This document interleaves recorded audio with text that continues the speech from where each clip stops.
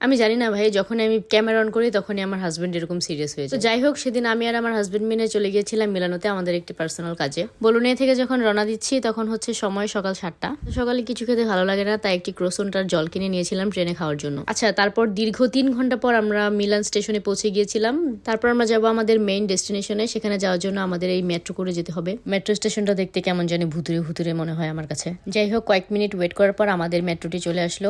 এখানে মেট্রোর জন্য অনেক বেশি ওয়েট করতে হয় না, কারণ কয়েক মিনিট পরপরই মেট্রো থাকে। মেট্রোতে ওঠার পর প্রায় 7 থেকে 8 মিনিটের মধ্যে আমরা আমাদের গন্তব্যে পৌঁছে গিয়েছিলাম। তো সেদিন আমরা গিয়েছিলাম মিলানের দুয়োমো নামক জায়গাতে। সেখানেই মূলত আমাদের কাজটি ছিল। আর দুমোতেই আছে মিলানোর সবচেয়ে বড় ক্যাথেড্রাল। তো সেখানে কাজ শেষ করতে করতে প্রায় দুপুর হয়ে গিয়েছিল। তারপর আমরা লাঞ্চ করার জন্য চলে গিয়েছিলাম ম্যাকডোনাল্ডসে। এখন আমরা লাইনে আছি খাবার নেওয়ার জন্য। যখন আমাদের ট্রান আসলো তখন খাবার নিয়ে আমরা চলে গেলাম উপরে, কারণ ওদের বসার জায়গা উপরে। তারপর আমরা লাঞ্চ শেষ করে আবার চলে গেলাম সেই মেট্রো স্টেশনে, কারণ আমাদেরকে আবার বোলোনিয়াতে ফিরতে হবে। বিকালের ট্রেনে যদি আমরা না রওনা দিই তাহলে আমাদের বোলোনিয়া পৌঁছাতে অনেক বেশি রাত হয়ে যাবে। তারপর আমরা আবার চলে এসেছি সেই ভুতুরে মেট্রো স্টেশনে। মেট্রো করে আমরা চলে গেলাম সোজা মিলানো স্টেশনে। এখন আমরা টিকিট কাটবো, তারপর বোলোনিয়ার উদ্দেশ্যে রওনা দিব। ওকে, তাহলে এখন আমরা বাড়ি যাই। পুরো ভিডিওটি দেখার জন্য সবাইকে অনেক বেশি ধন্যবাদ। টাটা।